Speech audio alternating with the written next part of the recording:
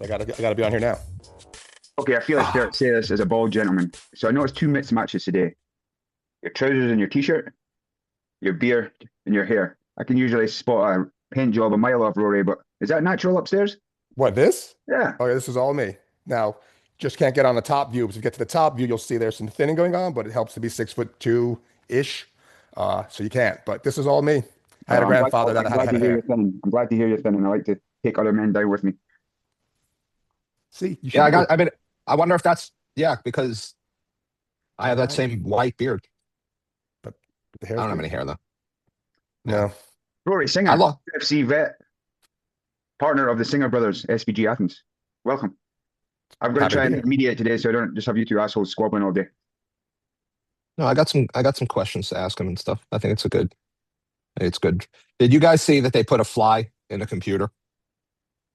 Well, you were mentioning that to me the other day in the office with Scotty, I, Lucas. I thought you'd be all over this and the existential crisis it might cause. I'm lost here. A fly in the computer. Yeah, so they mapped all the neural connections in a fly's brain. Fuck. I was looking around the screen here to see if there was a. Okay, right, go ahead. I'm with you now. We're talking science. They're talking science. That's what this podcast is, right? The Learning how to files fight are with in the science. computer.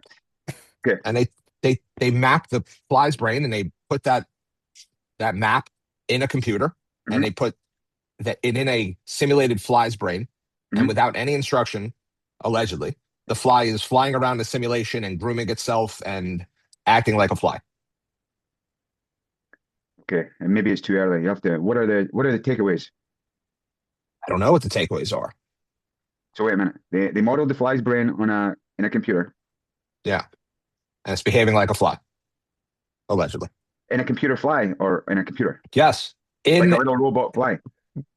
The Okay. files are in the computer?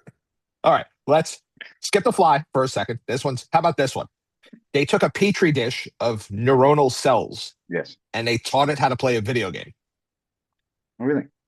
They taught it how to play Doom. You know the video game Doom? No. Yeah, I've It's heard like of it. Yeah, yeah. you shoot demons and stuff. Which I think there's an irony to that, because what if the petri dish of cells is conscious and now they're living through the hell of being chased around by demons in a video game? So what? Maybe we should have started with science. Maybe we should have started with Charles Oliveira. Hair dye and balding. Men's health. So does that map on to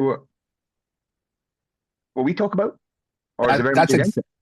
so that's why I bring it up. Although the petri dish playing video games is, I don't even know what to think about that. But it aren't we waiting for some type of neuronal explanation for certain things? Like, wouldn't that be something we want to happen at some point? Yeah, I don't think if I listen to Louis Favela and stuff, and he talks about Gibson's ideas of ecological psychology and whatnot. I don't think he ever discounted the brain as being important. I think he just glossed over it because it was so complex at the time. They were going to wait for that kind of research to catch up. Sounds It's like it's catching up catching up. now. Yeah. Yeah. I just finished Michael Pollan's book on consciousness.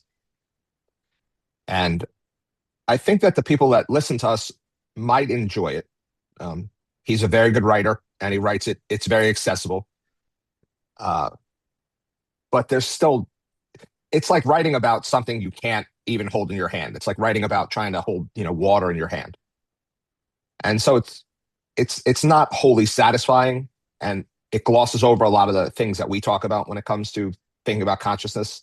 But I recommend it for anyone that's interested in just reading about consciousness. I think we keep coming back to this idea definitions, right? We throw a lot of words Yes. around. We throw a lot of words around, and I was listening. I'm not a big fan of Peterson, but when he gets into these, linguistic things about, well, what do you mean by this? Well, what do you mean by that? I think I'm finding myself getting there too, especially when we talk, these fighting words. I saw a post today talking about redefining fundamentals, and I didn't think it was a very good definition. What was it? It was just kind of changing the words between. Again, I've got my own definition, right? I have no claim on the truth or expect people to adhere to my definitions. I take the word fundamental pretty seriously. I think the definitions of sport are the rules, because I think if you change the rules, you change your behavior. So we see that in the gym. We see that in rule changes in fights and across different organizations and stuff, across different disciplines. So I like thinking of fundamentals as the rules of the game. So wait, if you might back up a sec. You said you believe the rules are the sport. I believe He the meant the rules, rules of the fundamentals of the sport. fundamentals of the sport, Okay. The rules are the fundamentals of the sport. from Okay. which the behaviors and actions emerge. So we create rules, and then we're playing the game to those rules, and therefore those fundamentals are being expressed.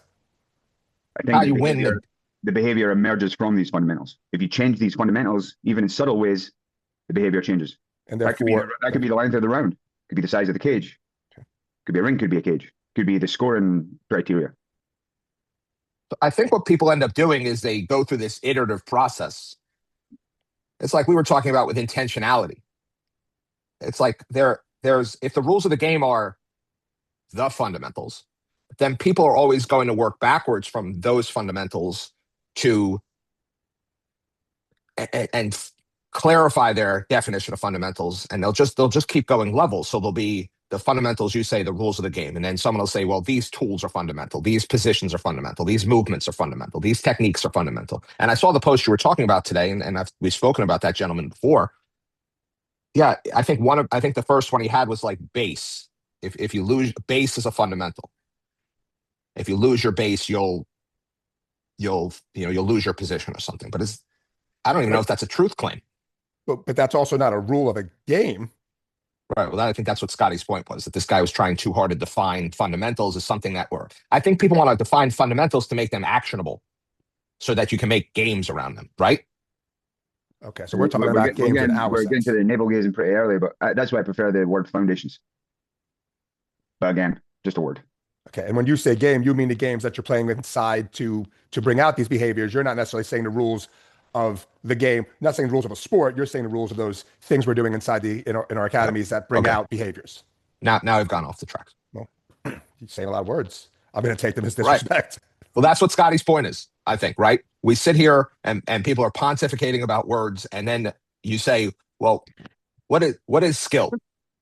Like we throw around this word. Yeah, I still struggle with that one. What is skill, Rory Singer? What's skill?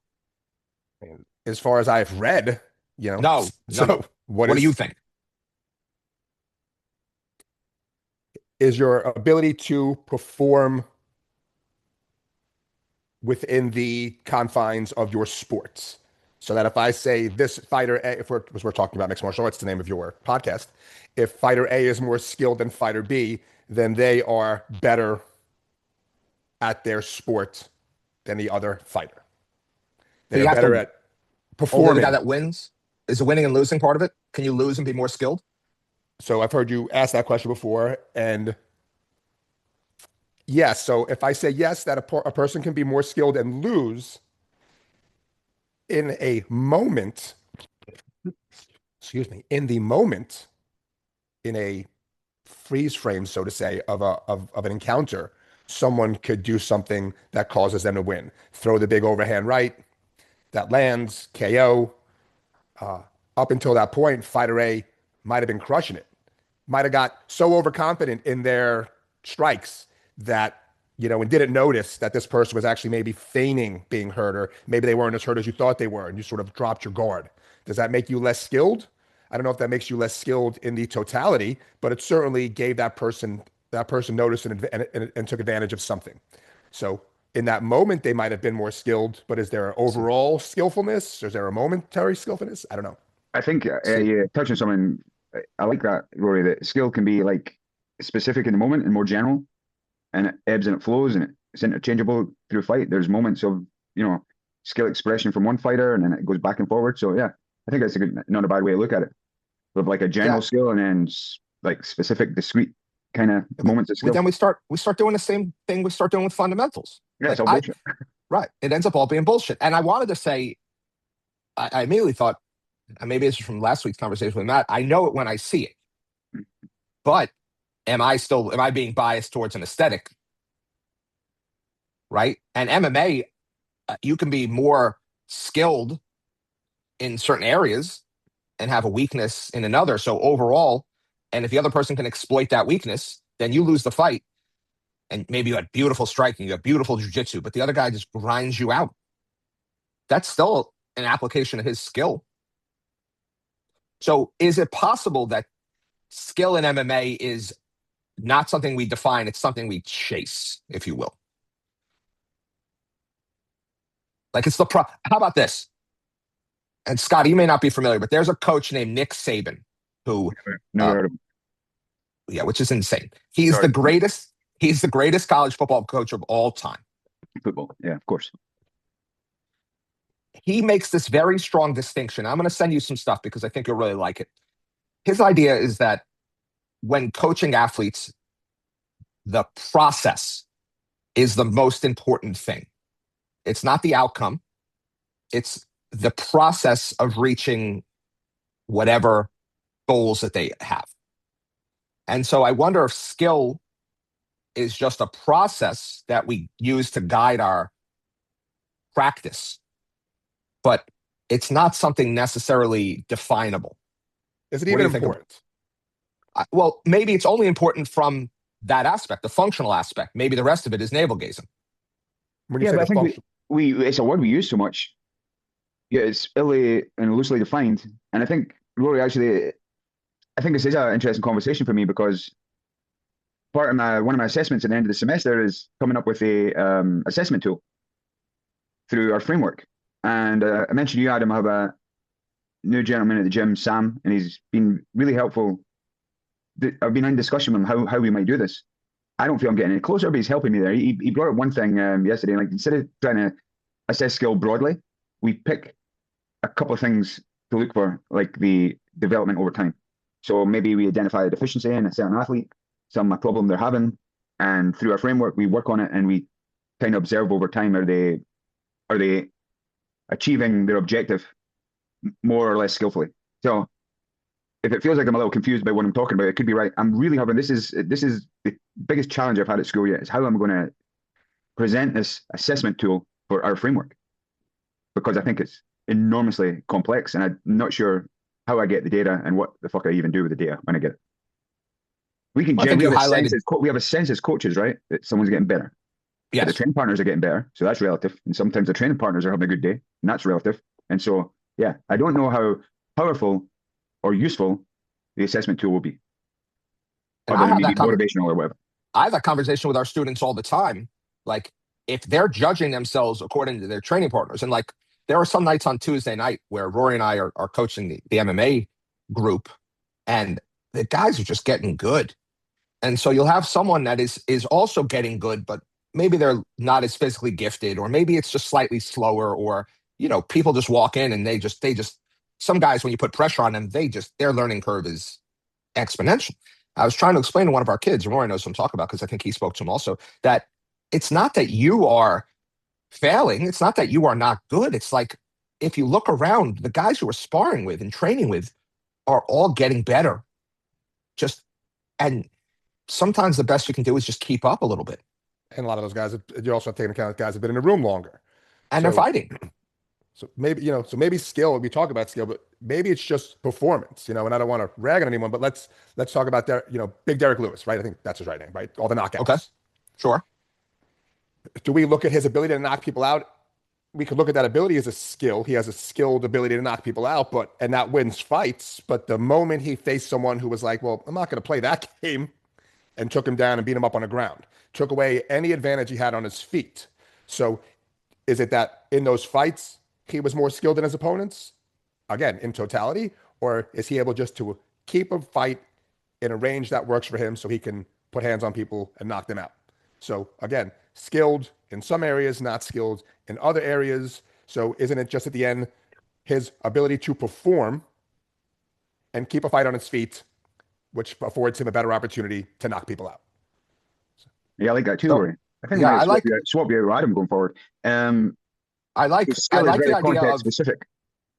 I've written down just process and performance, and maybe the process is what we as coaches are trying to work on and trying to guide, because that's all we can do is really guide the process. We're not helping them acquire anything. I don't love that word. And the only place we can really judge and assess is whatever level of performance. Because if you watch the Holloway Oliveira fight, which is I think fresh in people's minds, Holloway never got a chance to show how good he was at striking because his ability to grapple when anti-wrestle was so outshined by Oliveira. Man, did Oliveira look so fucking strong? The So isometric fucking holds he was having. Wow, that was. And I'm curious. I'd like to come on to that because I want to start developing that in my team. Sorry if I'm jumping all over the place, but I'm kind of leaning towards this idea of old man strength, right? And I'm speaking to a couple of my partner Ben, a couple of the older athletes in the room. It just feels fucking different when they grab a hold of you. And I think that maps on well to over time, all these kind of synergies and stuff that develop. If you think of power lifters and whatnot, it can take years and years to get all that kind of neural recruitment to get that pure strength. And I think that's what we're seeing in older athletes. So when Oliveira just grabs Holloway, or even around his arm, locks his hands, and just lifts and slams him, there's almost like a moment you see Holloway is like, this is not what we were supposed to be doing. This is for like the he's BMF. just we're just supposed to be standing in the middle, wanging it out until someone falls down. And that was it. I mean, I just saw that and I'm like, oh, this is now 25 minutes of this. There's no more BMF belt after this.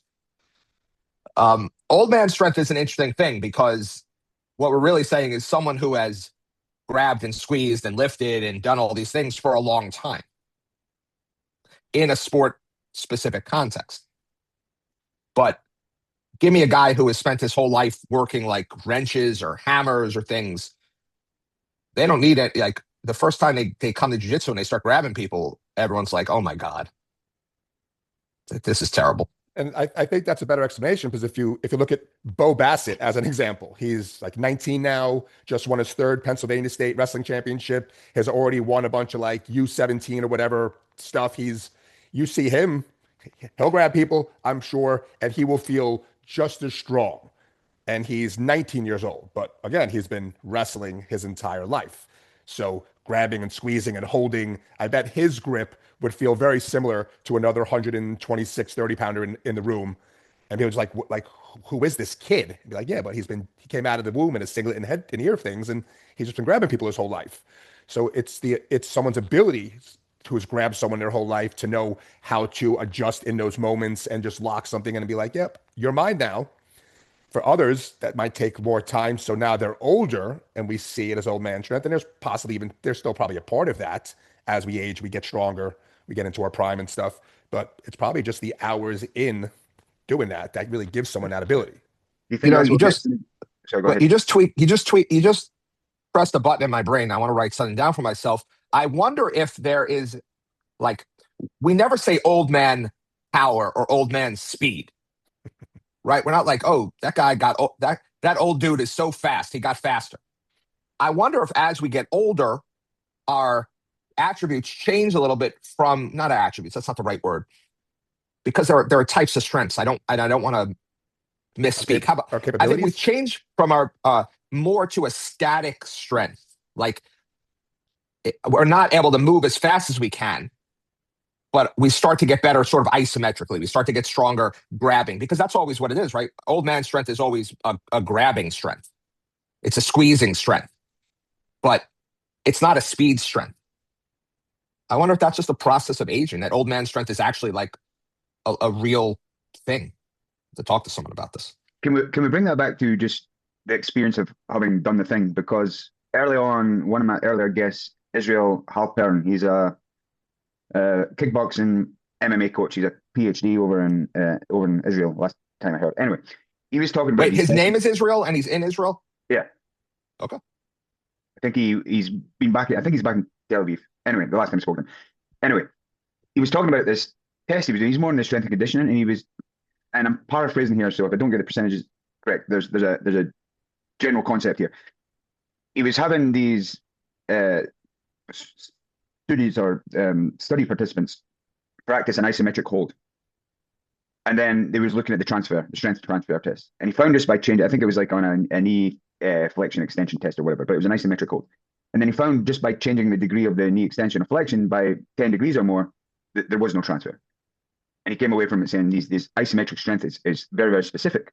So we think about that, and I think about an older grappler who's just been grabbing fucking people and squeezing them in all different configurations for years and years.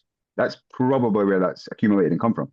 So I guess the question could be, and this is for, it's out of my wheelhouse, but is this isometric strength that we're talking about, like this ability to grab and squeeze and hold, like the Dagestanis have, like Oliveira just showed a tremendous capacity for that.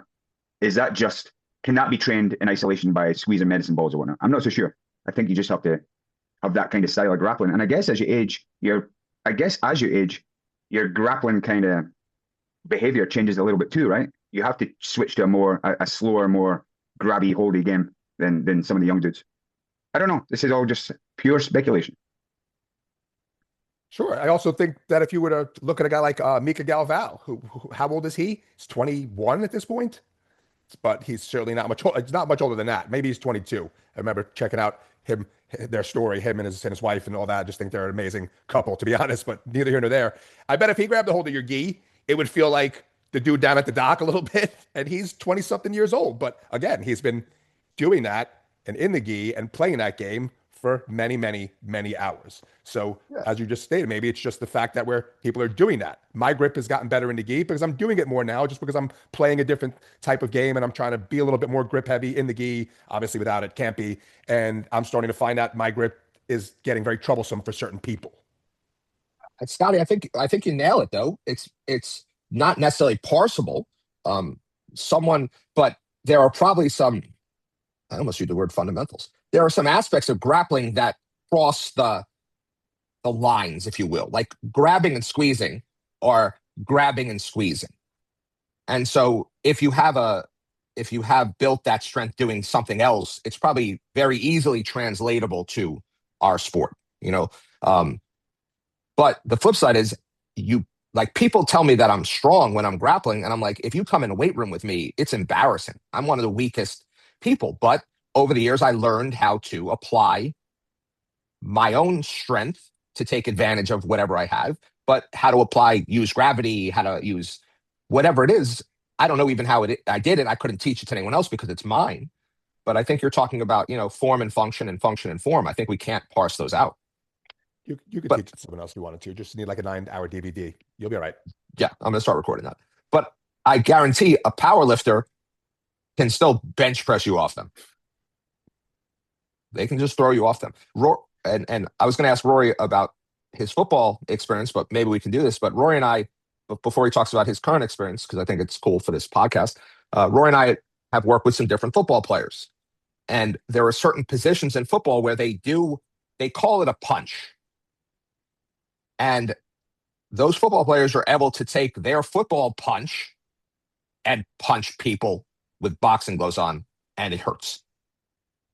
Or they're able to take their lateral footwork, and all of a sudden you're trying to run away from a guy who's 6'8", 320 pounds, and he doesn't know anything about cutting off the cage, but he has trapped you against the wall in the corner because lateral footwork is lateral footwork.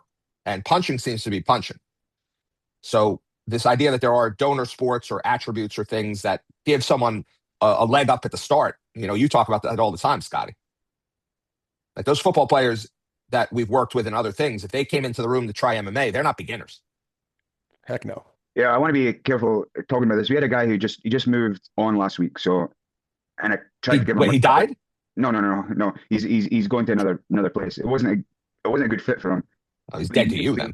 He might have been the most incredible athlete I've seen come through our doors.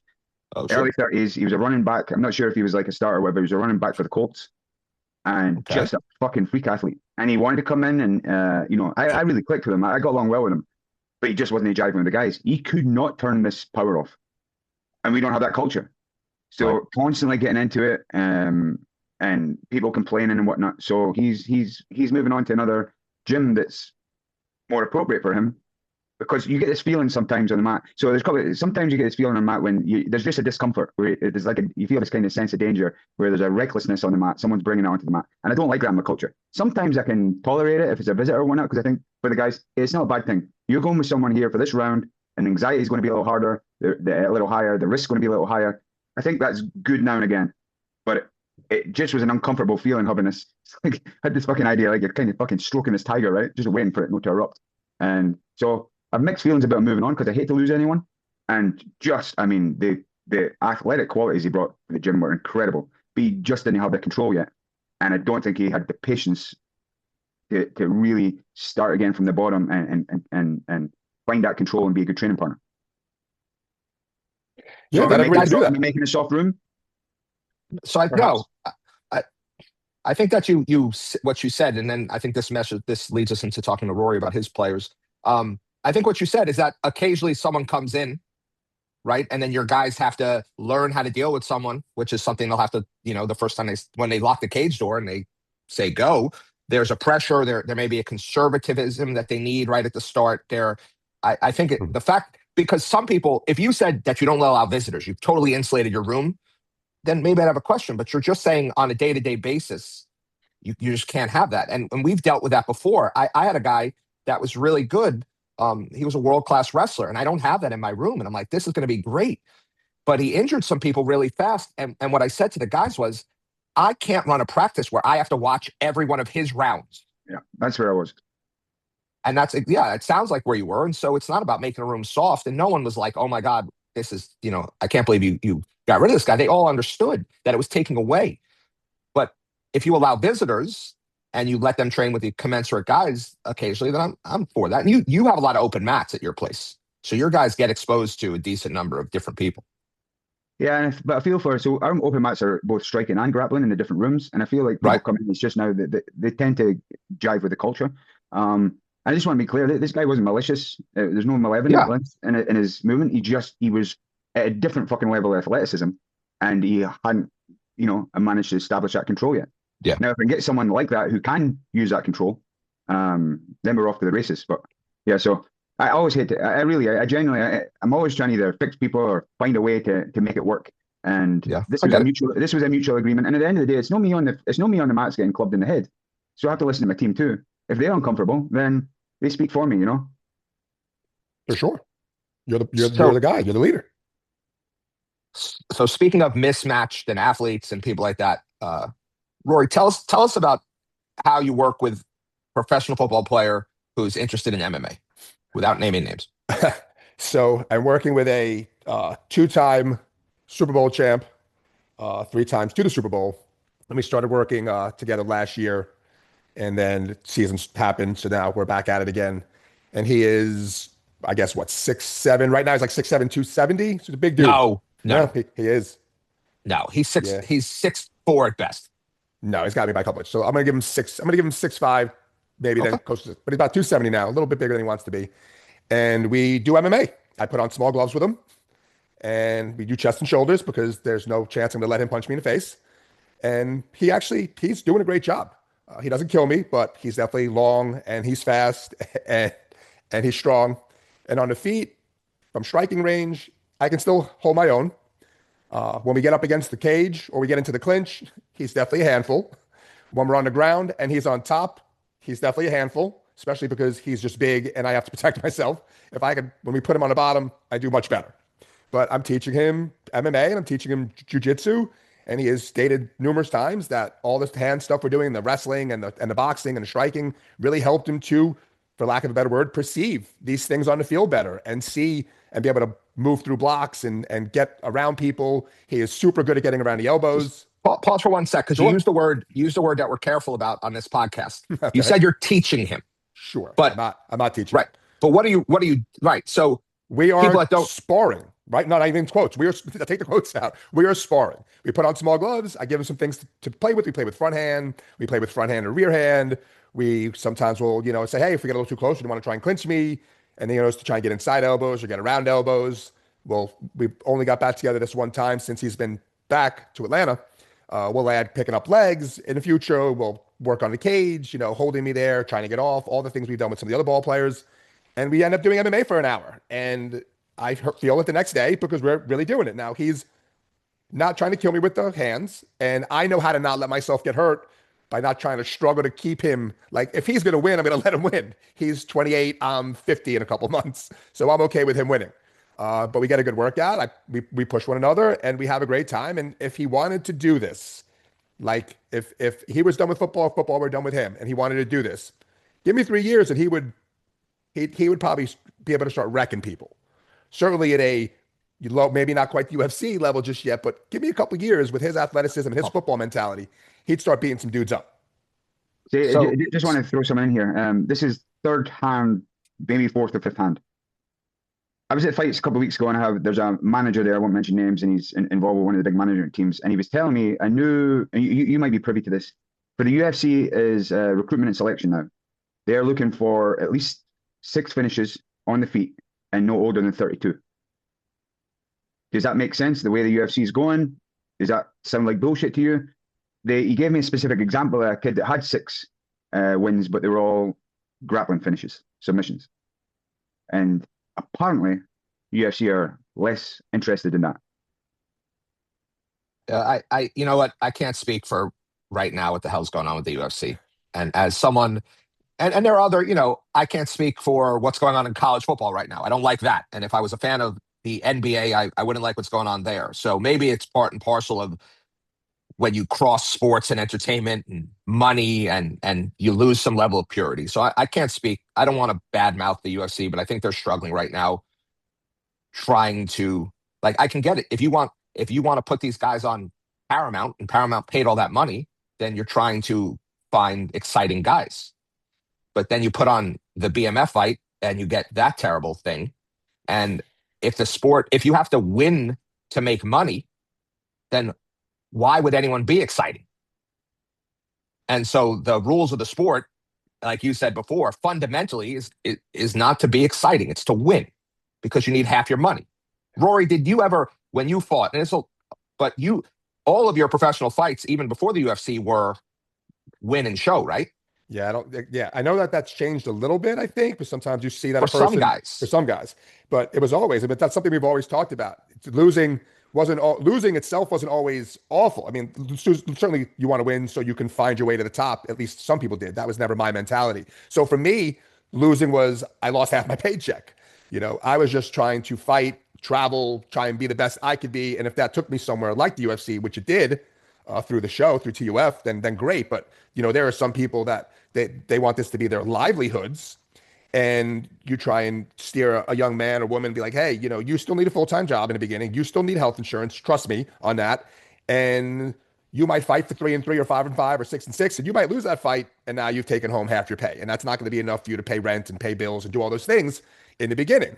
But yeah, that's that whole idea of show and win, which is something boxing doesn't appear to have. Is I think is like you said, it's a detriment. You go back in the day when I fought in Pride or Pride Best, that was supposed to be their feeder show to Pride, and it never really panned out that way. They in the room before the fights, the owner of Pride, because again, it was sort of the smaller show for them, was just like, go be a warrior. We don't honestly care if you win or lose. Be a warrior, fight hard. The fans will love you, we'll have you back. And it's the reason why I fought Daijiro Matsui on the tail end of his career, because he was in some of the most exciting fights there were at the time. Yeah. But he got his ass handed to him in a lot of those fights, but they still went to decision because he just kept getting up. It's like Captain America. I can do this all day, and Daijiro Matsui could do it all day. But you won or you lost, and it didn't affect you financially.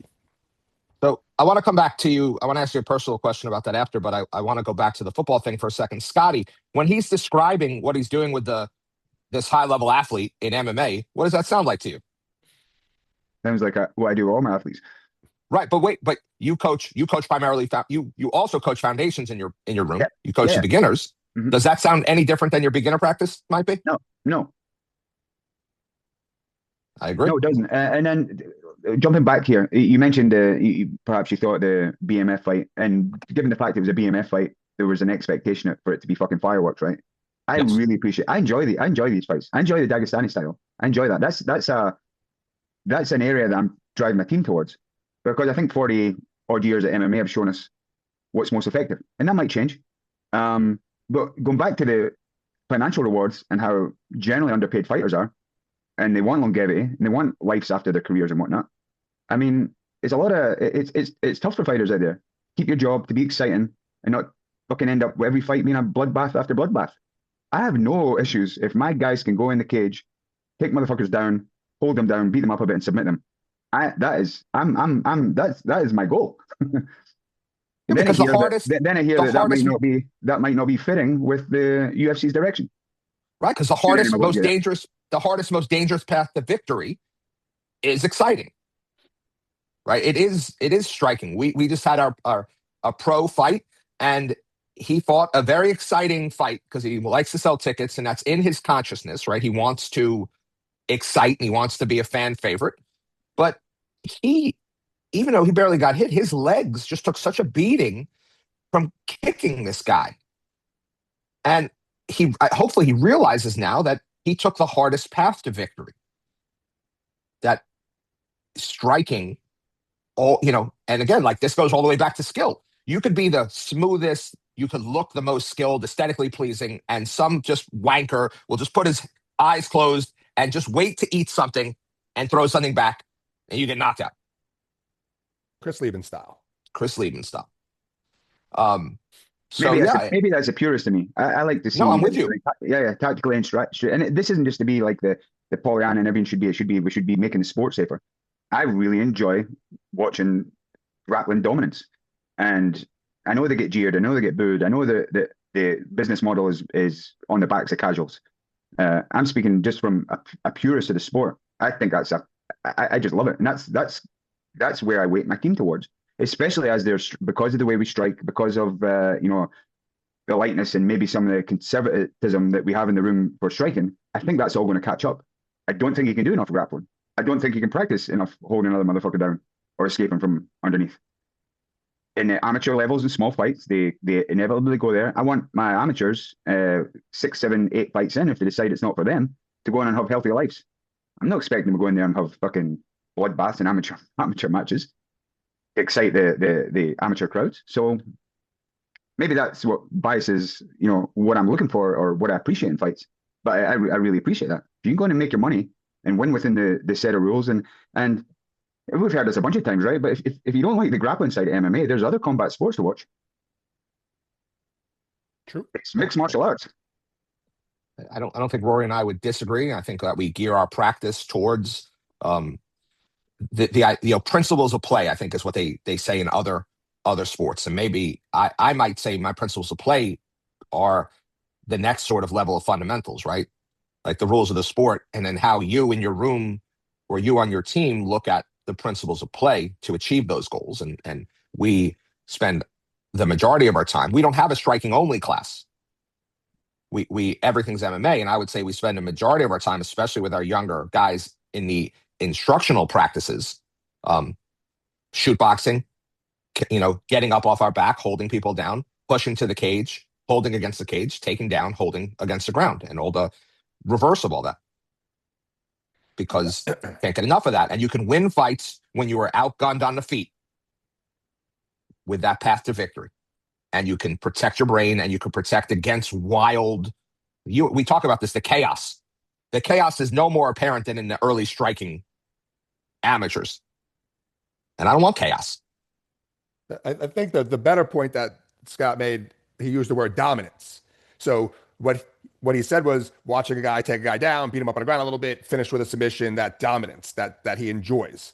I think that dominance, especially as a coach, when we watched our pro James the other night fight, for the most part, on the feet, he was dominating the exchanges. He might have taken some leg kicks, and he certainly beat up his leg kicking a lot. But when you watch that fight, he really landed the majority of the strikes. He didn't take a lot of head damage, had a tiny little cut, which is a bit different for him from his last pro fight, and he dominated. And as a coach, when you see that, you certainly like that a whole lot more than all the exchanges, and we're both getting hit a lot, and there's brain damage. So I personally, as a coach, dominance for me is always going to be the thing that wins in my head or makes me happy, because that means that they didn't take a lot of abuse.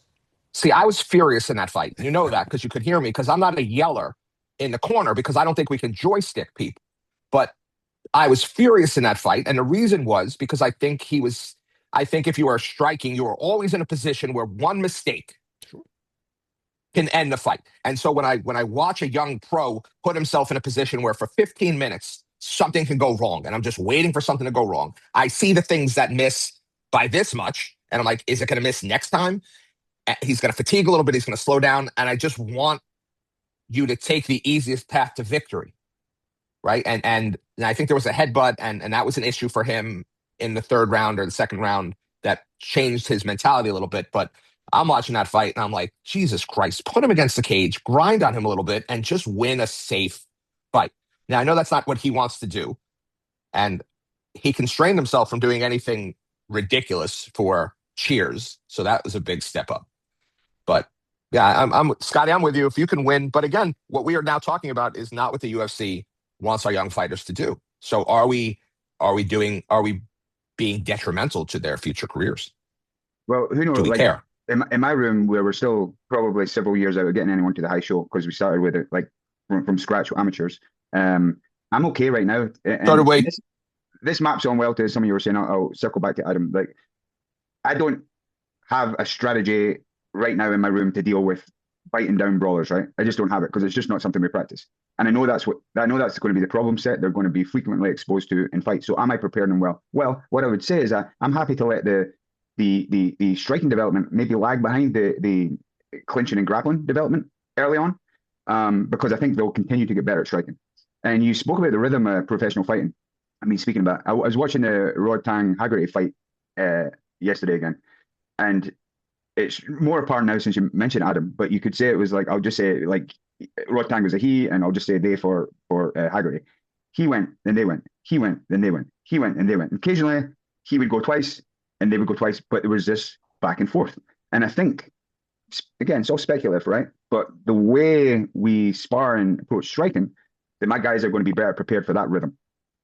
And I'm struggling to prepare them for that initial 30 seconds to a minute of pure chaos in the fights right now.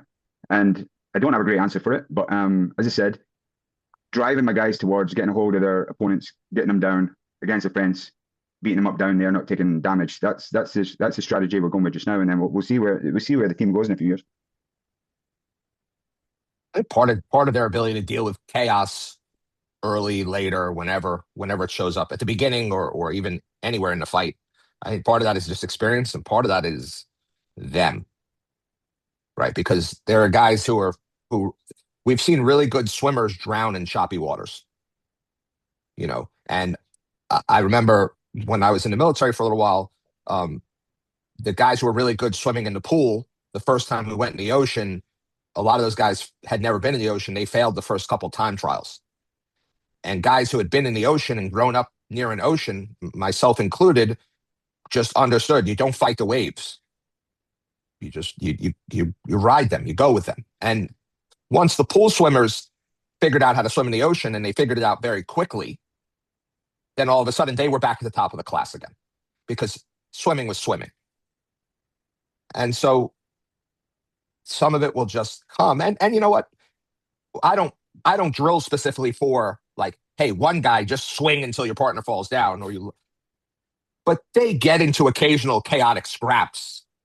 And I watch it, and I just, as soon as the scrap is over, I'm like, all right, let's recenter ourselves. Let's even to the point of saying, okay, time out for a second. Just step back, take a deep breath, recenter yourself.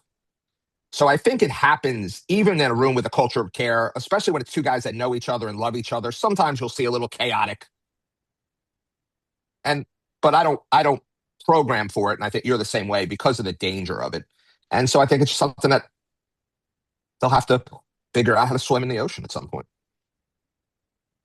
When we talk about striking and looking at it through maybe a different lens and looking at different things, I want to ask you about the rhythm step and the L step and why it seems to be so fucking profoundly insightful. What do you mean insightful? That's why it appears to be, why the comments and there's Barry Robinson, who's having a debate with Greg here coming up shortly, I believe. For real? Yeah. So Barry made some one of his usual reels about being vehemently opposed to the ecological, and boxing's always been ecological because all the ecological coach will sit in the corner and go, yeah, great, yeah, pump that jack. I mean, it's all bullshit, right? And he's challenged. Greg got in the comments and they've agreed to have a discussion. I thought you were joking about that. No, apparently I don't know when they're arranging it, but there's no way that's valuable. I'll bring my lighter for all the straw men that'll be be talked about. I'll bring the popcorn. I light that shit up. So here's all I say to guys. When I'm watching guys develop some type of pattern movement that's pointless and they seem to be doing out of like it's a tick almost, then I might ask them why they're doing it. Hey, every time you throw a jab cross, you're doing this every time. Do you even know you're doing it? Or is there a reason for this? And 90% of the time, they have no idea. It's just like they don't know what else to do with their feet afterwards. And I'm not saying I have a better solution for them. I'm not saying that but sometimes you draw attention to something people don't know they're doing. And they can stop doing it. Like if I just kept doing something with my hands now, and Rory's like, hey, you're doing something weird with your hands in the chat, I'll stop doing it. Now, maybe I'll do it on the next podcast, and we'll have to figure out a drill to keep my hands down. But the point being, I don't know what those steps are. I don't know like why people are the only reason I could see paying attention to the way anyone steps is if they're doing something that is highly repetitive and mindless and puts them in danger. But there's one thing identifying it. There's a completely different thing to be able to exploit it. And I'm not saying it's not exploitable. If you watch Saenchai, I'm a huge Saenchai fanboy. He's always fixing his shorts. But he fixes his shorts when he knows he's safe. I've yet to see him get punched in the mouth while he's fixing his shorts. So we could plan for all that all day. Rory and I have this drinking game, and Rory's really good at it. It's the OCD. Right. It's Rory's OCD. So it's a drinking game. We don't drink, but here's the drinking game. We watch a UFC fight, and he's usually at his house. I'm at my house. We're texting or on the phone.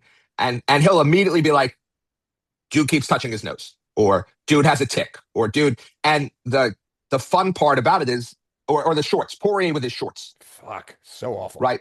And some people pull down, you see boxers keep pulling down their shorts, and you see kickers pulling up their shorts, and you see nose, and there are all kinds of guys in the UFC with weird Tourette's type ticks.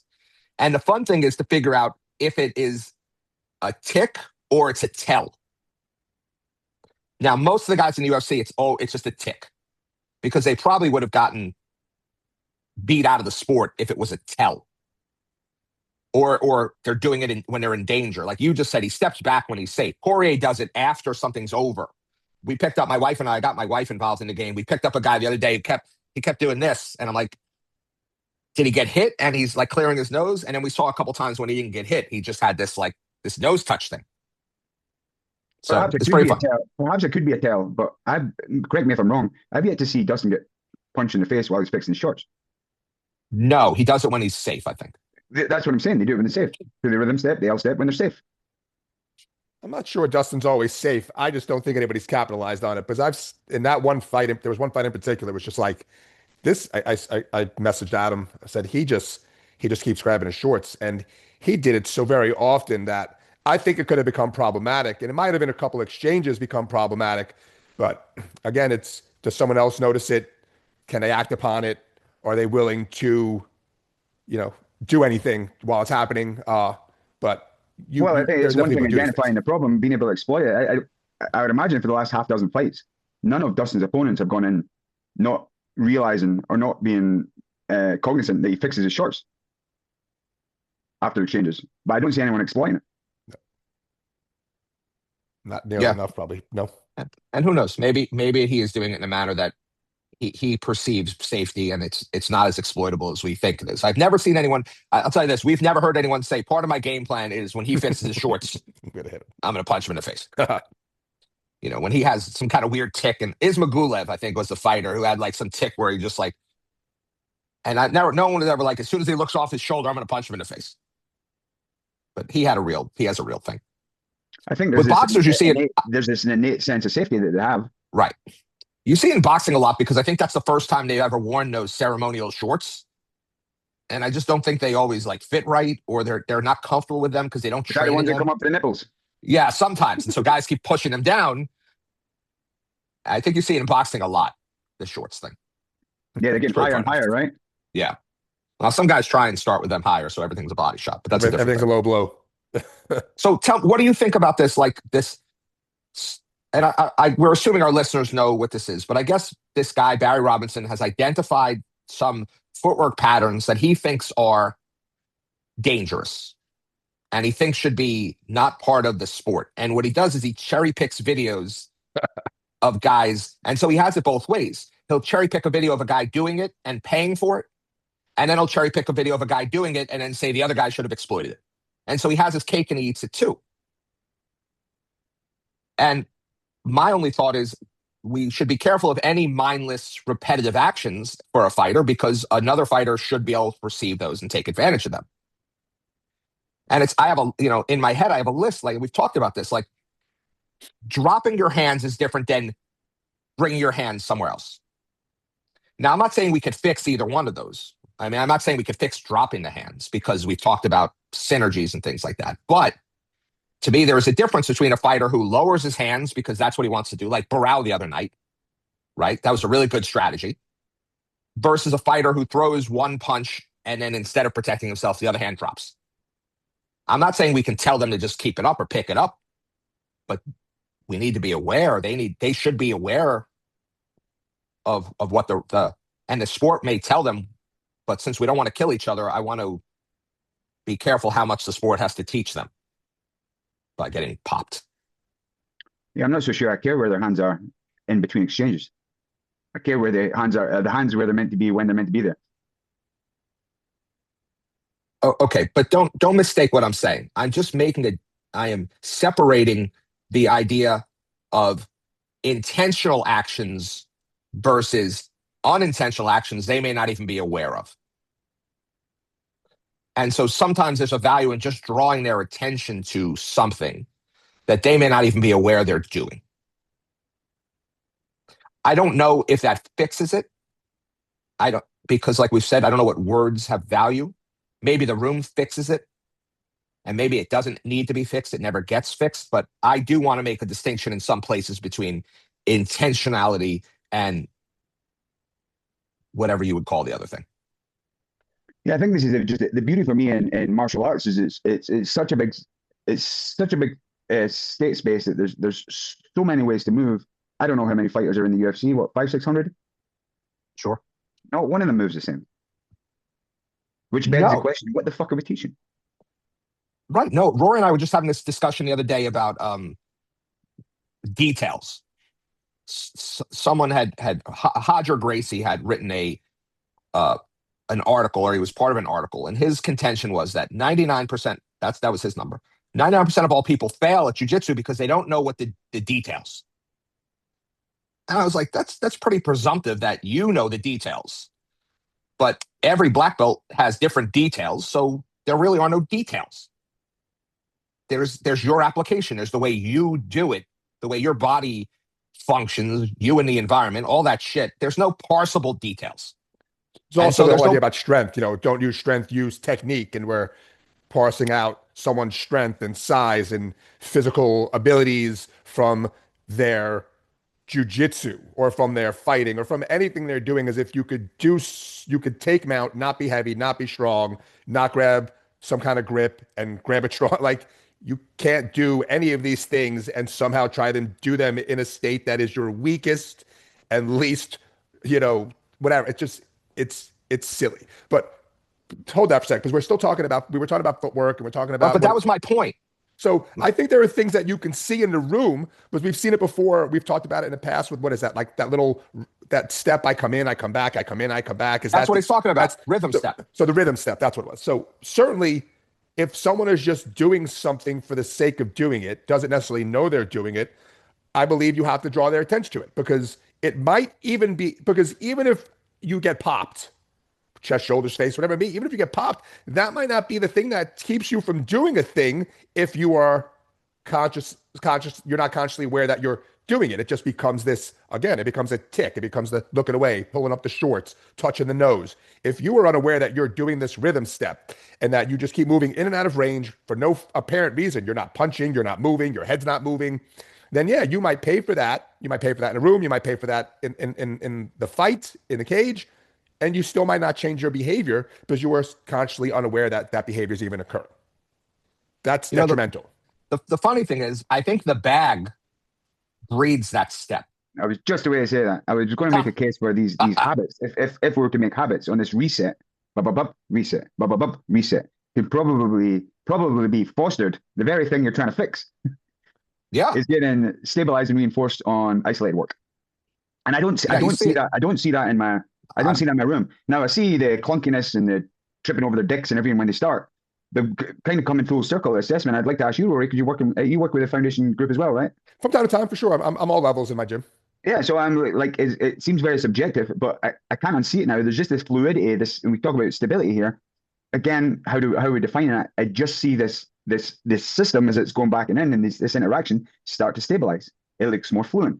It looks less clunky, and So that for me is a metric for development. So when I even in a higher level class, like a Wednesday night class, which might have, you know, our second and third level, our fighters and that second tier that are still chest and shoulders, what I will just draw attention to, and you'll tell me if you agree or disagree. I'm sure Adam will, whether here or offline. I will at least draw people's attention to not planting their feet. Again, not all the time, not always rule, just recommendations. Hey, I'd like you to play this round when you're throwing your jab. I'd like you to throw your jab from motion. I would like you to try and just be moving around, and instead of stopping one Mississippi jab, just try and throw it from motion, your feet maybe not even permanently set, and then see what comes out from behind it. So that we're not always in our stance, we've stopped in front of someone, we're throwing our punches, now we're moving. We come back to where we want to throw our punches, we stop, and we throw our punches. Now that won't get corrected. We know that won't get corrected in that moment completely, but maybe over time, if we just draw their attention to striking from movement, at least the first strike, and then seeing what can follow up behind it, we won't be as they won't see it as easily, because every time you stop your feet, they know you're going to punch. Every time you stop your feet, you're going to punch. So I just try and play with some different things from time to time like that. So here's where I disagree with you, and I challenge you to look at it differently. I don't think telling them that stuff is very valuable, especially for the newer people. So what I would rather see you do as a coach, what I would do is you have this idea that people need to be able to punch in motion and people need to be able to punch from a stable position. And we talked about this with quarterbacks in the NFL. And we were saying that Patrick Mahomes, he can throw from what they call off structure.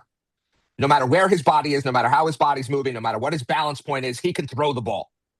He just changes his arm angle and he can do crazy things. There are other quarterbacks who have to be very rhythmatic's not a word, Jesus Christ. Rhythmic. They have to take 4 steps, plant their feet, and throw the ball. And the best quarterbacks can do both of those things. I think that maps on beautifully to Sparn. Fine. So, Go ahead. yes. And so for the people that are just learning how to not step on their dicks, if you have this idea that they should be able to punch out of motion, create a game that forces them to move in and out, move around, to punch in motion, that they are punished if they stop their feet. I think the sniper game is perfect for that. So James is a good example. James punches out of nonstop motion. But we've never told him that. But what I saw in the cage the other night was him playing the sniper game, him playing the dancing bear game, him playing whatever it is. He may not even know it. But so to me, I think your idea is correct. We want people to be able to punch in motion. We want them to be able to move in and out of motion. But how can we get them to do repetitions of that in a live environment? Your words may work with a couple people, but I think in general, the majority of our people hear words and just are like, if they're beginners, they have no idea even what motion is and stability and not any of that stuff, even what a jab is for some of them. And for the older guys, it goes in one ear and out the other, and they just do what they want to do. So can we force them into doing those things by playing? So the one time I played that game with them, and I think I might have satisfied some of that, is, as you explained it, is I said to the person who was on the other side, I said, what I want you to try and do is pay attention every time they plant their feet, you throw a punch. Just punch them in the chest, especially because we're mostly chest and shoulder. So every time the person's moving around, I want you to pay attention to them stopping and see if you can hit them before they hit you. So I have played variations. I've tried that with some, again, different games, different people, different times, just play and see what works out. But I have played it in the past where I was like, other side, I want you to really see if you can pay attention to when they stop moving and can you hit them. So a version of probably sounds like a version of sniper game, but if someone's moving around like James, it's a different version because James never really planting his feet on his first punch. So can you pay attention to them stopping in front of you? I think that's the case we're making with this whole approach, right? That the games are almost infinitely more powerful than the words. And it's unclear to me. I'm going through this at the moment. I talk about this a lot. It's unclear to me the power or the effect of my words during the exchanges. and the stickiness there. I would need to identify something over time and create interventions and games that tease that out. To your point, shit, I had a few things to say about that. Oh yeah. You'll know Audie Osborne, Jamaican sensation. I think he's a flyweight UFC kid. Yeah. Now, he's from Wisconsin. Great kid. There's a highlight knockout reel of him. I forget who he's fighting.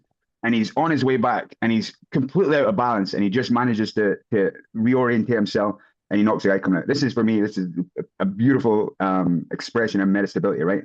He's on the way back and he's able to change state and get that knockout punch. Beautiful accuracy, power, and everything from a very unbalanced state. So when you mentioned Mahone there, Mahone? Whatever. Mahomes. Right? Mahomes. Okay. He's able to achieve his goal in all sorts of different kind of structures. That is what I think is developing continuously and constantly through these live exchanges. And I think that's what skill is. Brought it full circle. I like it. But and Rory, we'll just use James as an example because, you know, the same way that Greg uses DeAndre to guide sort of his practice design, a lot of times I'll use James or Ron, I'll use one of my pros to guide the practice design for that night. If James ever wants to knock people out or get on his front foot, then we will need to, I can't tell him that. We will need to do more drills that put him in a position where that's how he has to approach the game, is by being on his front foot, is by being more stable. I can't tell him to do that because once the pressure's on, he won't do it. So if a person's system is geared towards one thing, we have to find these perturbations and make them really uncomfortable to try and sort of get them to even be able to understand what I'm talking about. It's not going to be words that do it. I would love to say, hey, sometimes set your feet for the second or third punch. Mm-hmm. But he's not going to do that because his brain only has so much to do with that. And again, I think the more unstable the situation is, which is striking, the less anything goes on up here. I think it's easy in grappling sometimes. Hey, when you get on top, get an underhook. Everyone, you got time to think about that. In striking, you don't. So I think we're all in agreement that the best remedy, the best teaching tool, the best correction tool, the best remedy, whatever it is going to be alive. I think I have a last question here, and it's for Rory. Adam and I have been talking about what is flow, what is being, just attuned, just being switched on, or whatever. Is there any particular fight in your career that you just felt like you were fucking on, everything was clicking? And if there was, can you identify or attribute something that underpinned that? And did you ever chase that again? Could you recreate it again? I know that was 10 questions rolled into one. It's funny you say that because I probably would say that one of my best fights, which was only 4 minutes and 55 seconds long, or 4 minutes, 4 minutes, 55 seconds long, was my last fight in Canada, which actually wasn't that long ago on my memories on the book, where I was fighting Brian Baker, who I probably had at that point, I might have been nearing 10 years. Excuse me, is that RIP Brian Baker? Did Brian Baker pass? Yes. Really? Yeah. I didn't know. Yeah, you killed him. I apologize. I did not mean No, it was after. I thought it was after that fight. I don't think it was quite right after, but it was cancer. So it's a couple people Okay, that did that too. Brian Man, Baker. maybe Go ahead. Rory's giving guys cancer. It's possible. Here nor there. We'll get back to that later. Different podcasts. So I was fighting Brian Baker in the MFC in Canada, in Edmonton, and I was quite a bit older, and I was having the fight of my life. When I have watched that, and only probably watched it once, twice, I was out striking, I was out working, I almost had him finished, which is the most upsetting part of that, and got knocked out when I went through the ropes, and I was on my back through the ropes. It is what it is, but I was having a phenomenal fight.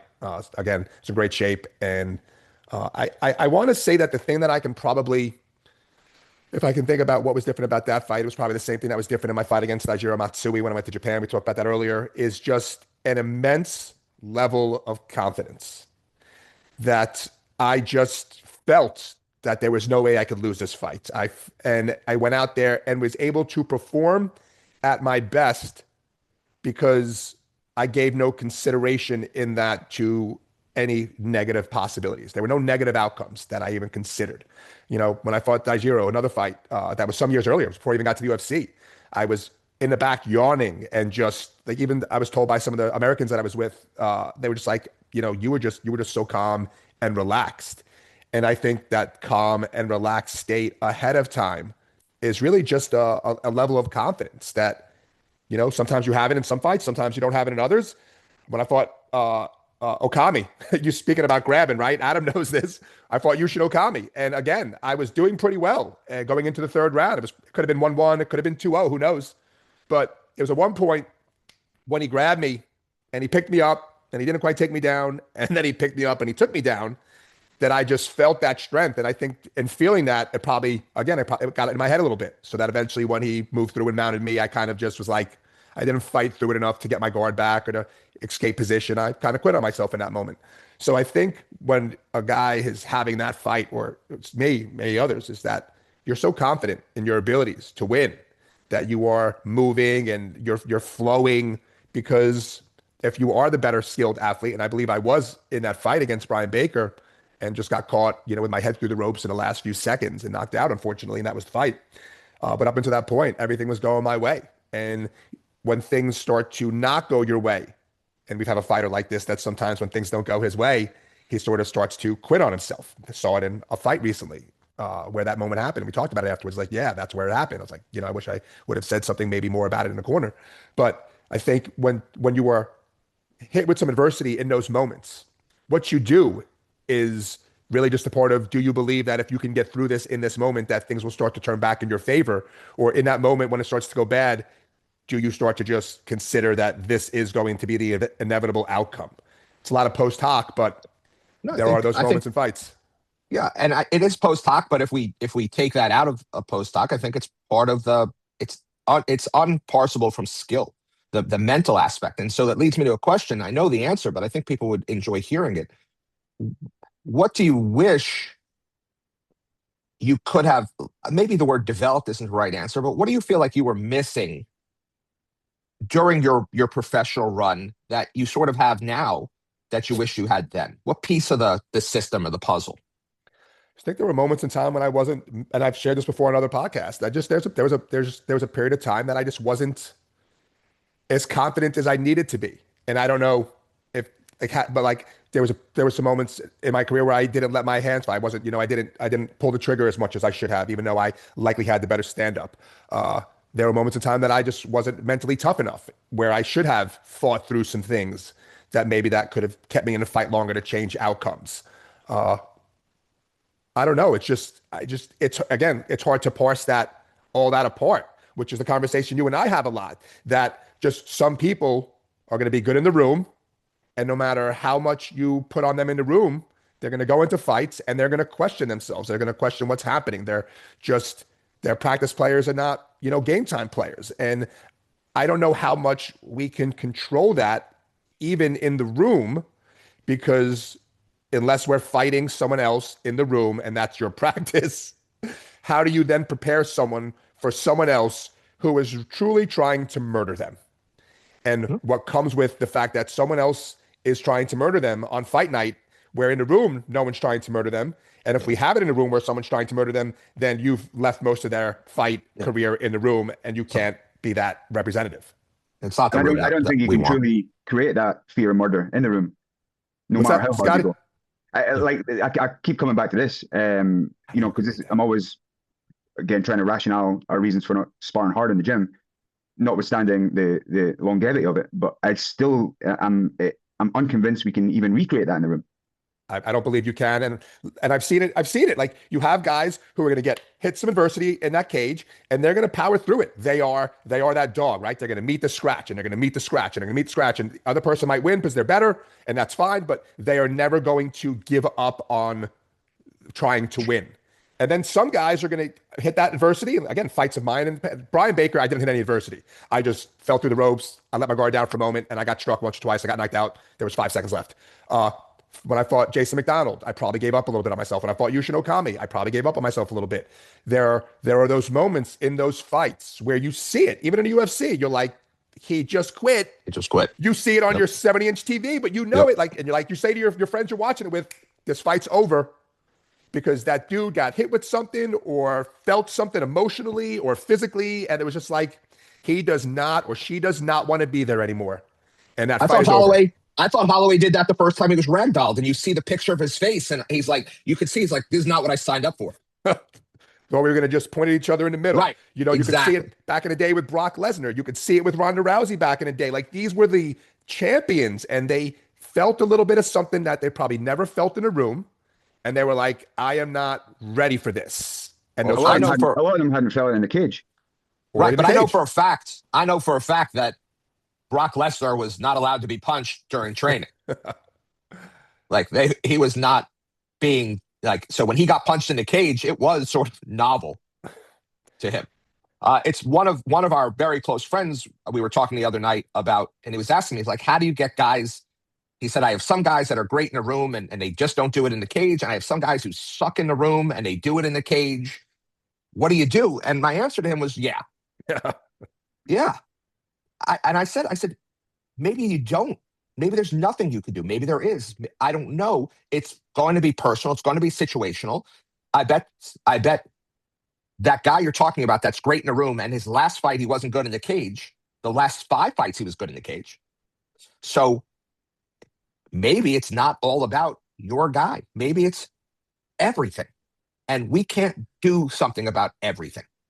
We can just try and get them the most prepared we can. And sometimes they step into the cage and the other guy just makes it all fucking pointless. All that hard work, all that mental preparation, all that weight cutting, and you just get in and the other guy has a say in how it's going to go. I think we keep coming back to this, right? The complexity. Yeah. Of it. We can merely constrain it. We cannot control it. And I said it was going to be my last thing, but I think we've identified Rory. Why is it your last thing? No, Where you earlier going? he said it was going to be his We're last just question. going Oh. We're saying we can take this kind of attentional, emotional baggage in the cage with us. Say us. A very, very short That answer. However, I think you can accumulate that baggage while you're in the fight. I had one of my guys a couple of weeks ago lost a relatively fair fight, but he was telling me between rounds his girlfriend's in the fucking front row, and I'm like, "What do you do with you guys here? Do you? I mean, I don't. It's something they got to get over, right? They're friends, they're fans, their mum, their dad, their girlfriends are watching. I'd rather they weren't there at all. I want as little tugging of the attention away from the fighters in the cage. But So we had a guy fight, and every one of his fraternity brothers was there front. And when they announced him, his fraternity brothers went crazy. And I said to Rory, this isn't going to be good. Because he now was no longer fighting his opponent. He was fighting for his fraternity brothers. he was performing for them. Yes. And he was so amped in he the was warm-up. so amped up in the warm-up. He was so amped up when he got in the cage. And I think it was a winnable fight. And he had times when he was winning and he was doing just fine, but he was just like, it was just pressuring him so much. Or you fight in Athens and the people are screaming and cheering, and I want them to shut the fuck up so my fighter can maybe hear me. Or other people their friends are yelling at moves and stuff. And I'm just like, all of you shut up. Buddy head. Right. Some shit like that. So yeah, Yeah, you can't fix. I don't think there's anything we can do to control that. Like, I'll use Alex as an example. One of our 125 pounder. He's a black belt. He had taken like 7 years off, never left the room. He's always been in the room. He's been with us for, I don't know, a 15 long time. years, right? He's grown up with us, got married in the gym by me. But took a lot of years off, came back into it, had won, 4 fights. One of those. Wait, what was his record when he took off? Oh, he was like, 3-4, 2-4? I think it was 2-4. 1 and 5. Okay. So he's 1-5, stopped fighting. Those are all amateur, some advanced amateur, and then came back and started winning fights, won a belt, defended a belt, and then just won his pro debut against a guy who had some fights, right? It wasn't his pro debut, right? I think he had some pro fights. Yep. And before the fights, he's smiling, he's happy, he's not excited. He's excited about fighting. There's no excitement. There's no like anxiety. He doesn't care, right? Again, like, he's confident because he's been in a room with all these young guys, and he is the elder guy on the mat most of the time. But he's in a room with all these young guys, and he's training with them. And yeah, some of them are more athletic than he is, and some of them might be better at some stand-up or some of this or some of that. But he puts it together very well. And when it's fight night, it's like, I want to fight. I enjoy this. There's no pressure. He's happy his fans are there. He certainly wants to put on a show for his fans in that regard and win for them, but he's not fighting for them. He's just fighting because he now enjoys it. and he's not looking to go to the UFC. He's not looking to make this career. He's got a wife. He's got a job. He's taking care of his kids, and he just goes out there and he performs well. There's like you know what it's going to be. Everyone knows what it's going to be. Get into the clinch, grind you down to the ground, out jujitsu you, choke your neck out, and that's pretty much how he won a lot of those fights against kids who were like 10 years his junior. Well, the So get reason married he and came, have kids, and I'll teach you about adversity. yeah, for sure. The reason he came back and wanted to even have an amateur fight again is to show the young kids. Like, he wanted to just show them that he was a part of this with them. Like, he was going to put in the work that they were going to. He was going to cut the weight. He was going to suffer. He was going to just, he wanted to reestablish his place as not the old sort of coach guy. He wanted to be a part of the team. Right. And so, yeah, like Rory said, I mean, it just, his mentality just completely changed. And it's beautiful. It's beautiful to watch. There's nothing, again, like we've talked about, I think we all kind of agree. There's nothing, I don't believe there's anything you can do. Now, you can get a guy better, but is that guy going to step to the scratch? Is that person, guy, girl, is that person going to get in that cage and, like Forrest, have zero self-preservation and win at all costs, and regardless of what happens, the abuse you take, outside of being knocked out or killed, or are you going to keep coming back, coming to the corner, Stitch is going to fix your cuts, put you back in the middle, and you and Stefan Bonner are going to throw down and wrestle and grapple and beat each other up and come back in and do that again? Or are you going to find a way out? It's like when I fought Josh Haynes. Won the first pretty handedly, nearly kicked his face off. Second round, he dropped me. Now he's back in it a little bit. Third round, I go back to doing what I can do, and I win that fight 29-28. Like, those are those moments where you're like, okay, I can win this fight. I am confident. Even though I took some adversity, it doesn't get into your head. It's just a moment that you can get through. And I don't think there's anything you can do in a room about that. No, and it's funny that this wasn't a linear process for you where you were not confident, and then you were confident, and then you weren't like it wasn't linear. I know the chronology of these fights, and you're saying I fought this fight and I battled through adversity and I was confident, but I fought this fight and I couldn't battle through adversity. I wasn't confident. I fought this fight and I was confident. And so your point is totally made. Some of it has nothing to do with you. Some of it has to do with everything, right? Daijiro Matsui, you fought in Japan on short notice. You had no time to build that into something else. You fought, the Canada trip was relaxed. It was me and you and Dave, and it was fun. The Ireland trip was pressure because if you didn't win this fight, you're not in the UFC. The Okami fight was pressure. If you won that fight, you took the next big step up. And we had 3 guys fight that night, and it was in Vegas. And against Jason, I when I was tired in that second round, I could have, I'm tired, but like, this is still winnable. But instead of saying to myself, this is still winnable, I was tired and didn't fight, to the point where I was exhausted, like really trying to stay in it, regardless of how tired I was in that second round. It's just, you also knew him, right? There was a familiarity with what he could do and couldn't do. We were in Florida. We stayed at our mom's house for like a couple of days. Like, you're talking about Josh. I was talking about Jason, but yeah, you're talking about Josh. My point you were talking to Josh. Like, when you went and fought Jason in Ireland, like, I wasn't there with you. It was travel. Like, I think that it's really important that people hear this point, that it's everything. It's ecology. Say again, Scotty? It's ecology. It's ecology. And it's not just ecology. We have to believe that it's ecology all the time. Not we have to believe, but we do believe that it's ecology all the time. And from the room to the fight night, it is a huge, complex system, and we can only control so much of it. And that takes me back to this idea of the process as maybe what we're really trying to do with skill is control what we can control, and what we can't control, we let that happen, sort of. Yeah, I'm going back to words here. I mentioned you the other day. I think rather than ecological traditional, I see this perspective, or what we think we're capable of as coaches. And I'm now thinking of it as 2 CLAs. We are the constraints-led approach. We appreciate the complexity. We realize our limitations as coaches. Where I think more traditional is the controlled-led approach, where we think we can control it. I've been on this investigation now for 5 or 6 years, and I'm just getting more and more comfortable in appreciating that complexity and just saying, I just got to do the best I can. Get out of their way, get out of their way. Sometimes. Certainly we can help. We can guide people. We can hopefully with words, we can be like, hey, have you just considered that you are better than you think you are? Like maybe there are some things we can help with. Certainly we don't just sit in a corner and say F around, find out, right? As a lot of people on a straw man us about. But there's like I said, it's so complex. How could you possibly control something that is so complex? And to think that you can is so egotistical. And the more I start to consider how much variability there is in this system, how complex the system is, how from the room, like you said, Adam was saying, from the room to the night to everything in between, to weight cut and family and friends and blah blah. I mean, how could you possibly believe for a second you have that much to do with it? It's like parenting. What do they say about parenting? You have this much to do with how your children are raised. As long as you're a good parent, you have this much. You could be a bad parent and you can really screw them up. But as long as you're just a good parent, they are going to be what they're going to be. How could you possibly do anything more? After you fertilize, right? After you fertilize the egg, all bets are off. Good luck. Right? Cross your fingers. And it's, yeah, I agree with you. I think that I like fuck around and figure it out. Sure, that's we what talked about that for sure. Do you think this? And wait, one sec, Scotty. I was talking to our baseball friend, and he was saying that a lot of times when they looked at a player that was struggling, that had gone below their normal, and they talked to them and they tried to figure it out, a lot of times it was a relationship issue.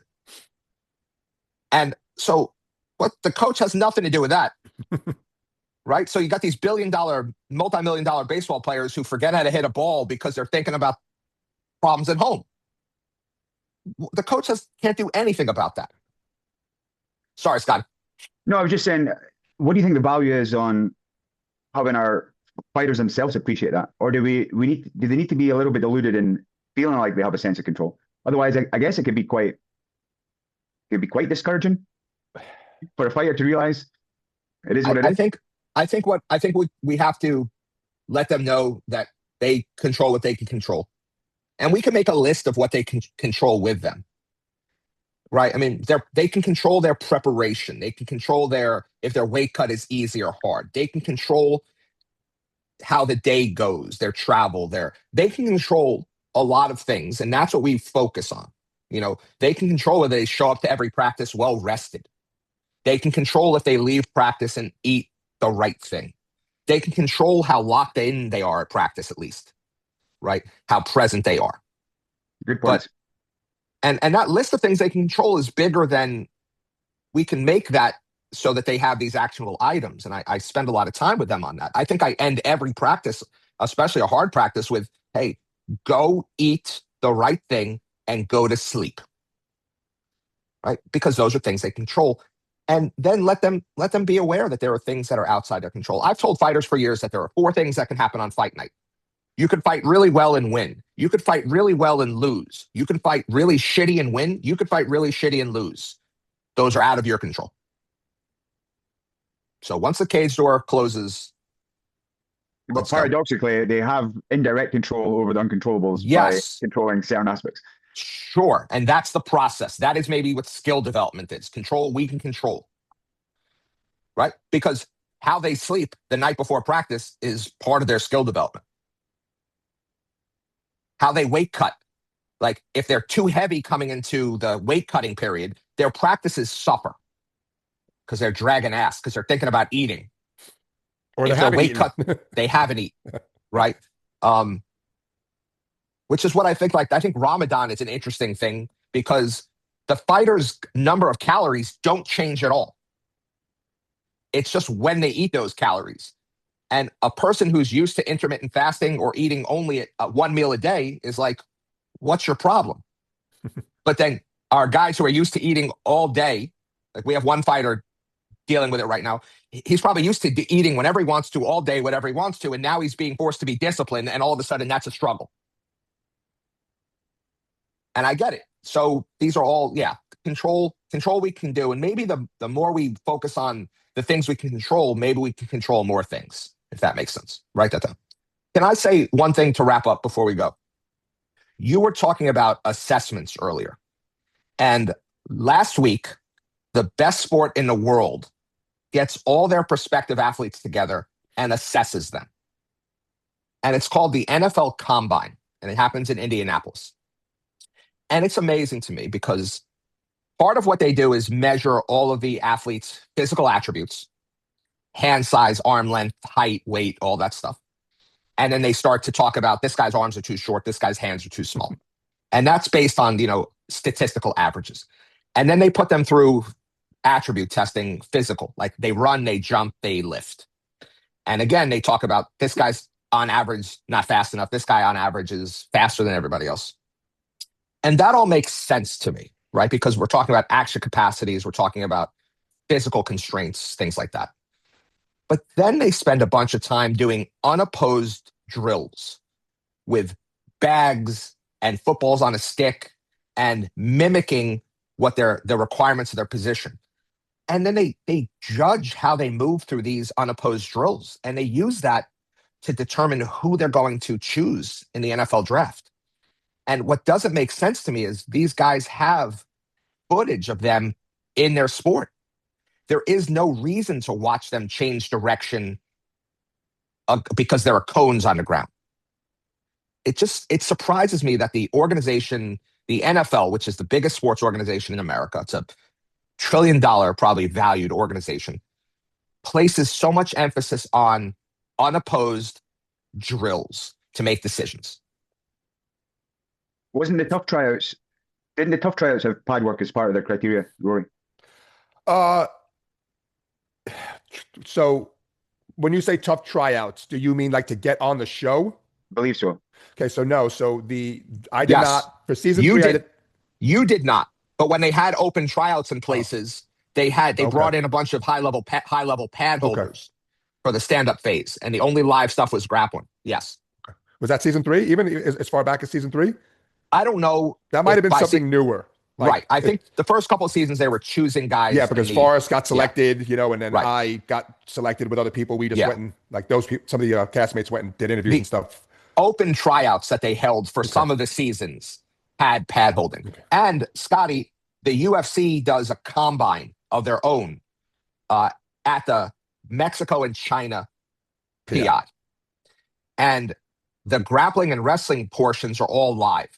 They start in positions and then they go live. So I think it's starting a single leg, starting an over-under. I can't remember what the other ones, and then all your normal grappling positions. But the striking, I think, is all on pads because they don't want guys killing each other. Because. So I think they're still using a fair amount of pad work to judge people's stand-up. Well, my guys will be fucked. Yeah, for sure. My guys too. Because I've spoke so much about pad work not transferring to striking skills, I'm definitely seeing that the other way around. I think I can make a better case for it the other way around. I think since I know you guys want to wrap up, so maybe for next time, since I likely won't be on, you'll get a better guest. I assume won't be as handsome, but something I discussed, talking about pad work, something Adam and I discussed, and you can take this up next week, is just thinking about what pad work, the detriment of pad work, and how it actually might be. So we want to talk about skill crossover. That actually might not be any skill crossover, and I think the three of us agree on that. But it might actually be causing people harm because of the way in which a person holds pads and a way in which a person is forced to hit pads, not unlike hitting the heavy bag. So it might actually be not even increasing skill, but it actually might be making people worse. On the other side of things. We've chatted about this a little bit just as a steel man. And there's a conversation I had with Connolly once. The easiest way to steel man, I said, how many guys are there? Like, if you can make pad work alive, if you can make pad work close to representative, how many guys can actually do that? And so in a normal class where people are holding for each other, most people are getting a suboptimal expression of this suboptimal exercise, if you will. So maybe there are a couple pad holders in the world who are amazing at it. You can't even tell you're not in a fight. But that would be few and far between. So everything else is just garbage compared to that. Possibly. Allegedly. Or hurting them. Possibly. Or hurting them. And I think what you're pointing out is I think we're watching more guys fight in a manner that looks very similar to pad work, almost, if you will. It is, you can sort of see some of the hallmarks of pad work. Just like your teachers can see if something was written with AI. Yeah. I think that we're starting to recognize some people who have really learned how to strike on pads. I see this being apparent. It's not my job. It's usually your job to shit on women's MMA. I'm very supportive of it. But I see this a lot in women's MMA. I've never shit on women's MMA. I've shit on the talent levels. Shite jobby. But I see this. This is the most apparent, I think. Like they'll be throwing combinations that are foot short, Right. and they're pretty. Right. Or they're stopping, throwing a combination, and then stopping again. Not necessarily Rhythm stepping out of the rhythm combination. stepping, or moving in to stop, throw their combo, and then moving out, or stopping and not moving, because sometimes you just stop in front of your partner when you're holding hand pads. So Yeah, I think the interaction feels off. yeah, You know what's interesting though, and maybe this is something we can think about just separately. When I see ties hit tie pads, that looks more similar to the striking in a tie fight and when I see boxing coaches hold hand pads for boxers, it looks a little more like a boxing match. Maybe MMA doesn't even lend itself well to pad work, if that makes sense. I don't know. I need to think about this a little bit more. I understand what you're saying, because when we are training in the room, we're almost always including, almost always, not always, but almost always including some threat of a takedown. Well, right? not even that, because you could do that in pad work. I think that in the room, MMA, we just fight at a longer distance. We are more mobile. We're more movement oriented. The ties really just stand in front of each other and move a couple inches forward, a couple inches back in the first couple rounds. So that's more easy to replicate on tie pads, I assume. I don't know. That may be a dumb. I keep coming back to this. I'll grant all day that boxing looks cleaner than kickboxing in Muay Thai, and Muay Thai looks cleaner than MMA. But that is completely explainable to me by the degrees of freedom in the state space. Yeah, totally. It would make sense that the more things you add, the more chaotic it looks. The more, yeah. All right, that's 2 hours. That was great, Rory. Great job. You're welcome. Best episode ever. You're welcome. When I can do it offline. I'm going to let you make the decision. And most people have tuned out by now, but can I tell a story about the Brian Baker fight? Oh, it's one I tell all the time. But you can tell it. So I'm going to tell. So Rory has this fight. You were getting kicked in the leg more than I was happy, but you were dominating the hands. You get taken down. You throw your best submission. And forget how to finish it? You throw it and forget how to do it. He tries to do a triangle on the wrong side. Then he comes back to the right side. And I was like trying to armbar him or something as well in there. No, you didn't. I think you could have armbarred him. He's just it's all very chaotic, like everything. Trying to finish this triangle. And then he just sort of stops fighting for a second when his head goes under the ring. And Baker just lands a couple punches. And that was later in the fight. That was later in the round. But yeah. That's the end of the round. The triangle was the end of the round. Thought we ended up back on our feet, but okay. No. Okay. You try the triangle. You go the wrong way. You go the right way. You can't finish it. You don't combo off. The triangle opens. Your head gets pushed under the cage, and he unconscious. They wave the fight off. They pick Rory up. They bring him back to the corner. I have his mouthpiece. We're there for like 2 or 3 minutes.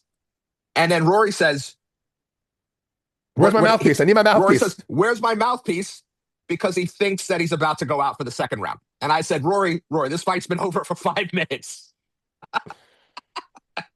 I was on the ground with the refs or the doctors for like 2 or so minutes. Yeah. They picked me up. And then in the corner sitting for a couple minutes because they wouldn't let you up. And then you were like, all right, give me my mouthpiece. Time to fight for round 2, coach. Where's my mouthpiece? Yeah, and then I think that made me realize in that moment, or later on, makes you realize why when fighters get knocked out, when they come to, they start fighting the ref. Yeah. Because the last thing I heard before I got knocked out, again, it was 4 minutes and 50 seconds into the fight, you hear the 10-second clapper. Right. And then the last thing I heard, because 5 seconds later I got knocked out, was the 10-second clapper. So when I finally came back to reality, the round had just ended. So it was time to go out for round 2. And then I come to find out that I had been knocked unconscious. That match is list of canaries in the coal mine. You look sharp. You sound sharp. How old are you now, Rory? 49? I'll be 50 May 28th, so I'll be 50 soon. Yeah. Both much that match is officially listed as 4 minutes and 56 seconds. Right? Exactly. Yeah. I kind of let my guard down through the ropes and heard the bell, the clapper, and it's like, oh, this round's over. And then he hit me once, he hit me twice.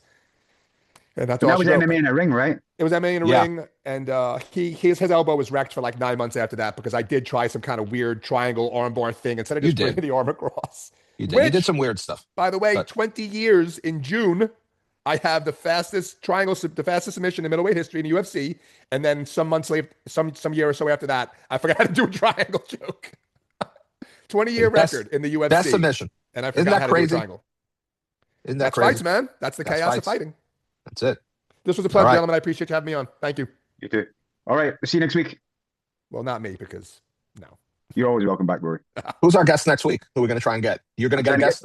I'm trying to get Professor Smith from the UK. Okay. He was the Skillat guy. So Okay. see if the Oh, time he helped write that book? He helped write that book? Yep. Okay. I'll be watching. And a jiu-jitsu enthusiast. So Very cool. Have a good day, guys.